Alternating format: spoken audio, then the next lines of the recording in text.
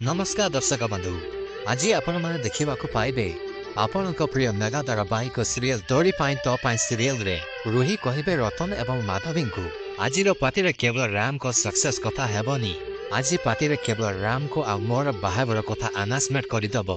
से पुणी 8 दिन पर दुर्गा सामने माने चिकी सामने माँ जशोदा देवी कहती राम रो सक्सेस को नहीं जो घर पार्टी होची से पार्टी आरंभ तो हेब सक्सेस रु किंतु शेष हम सर्वनाश रे तापरे चिकी को कहती केबे भी कौन से अवस्था रे निज इमोशनल को लोक मान सामने आसवा को देबुनी मते प्रॉमिस कर तापरे चिकी कहती डोंट वरी मां ए दुर्गा राय कौन से जिनिस को भी इमोशनल नेबनी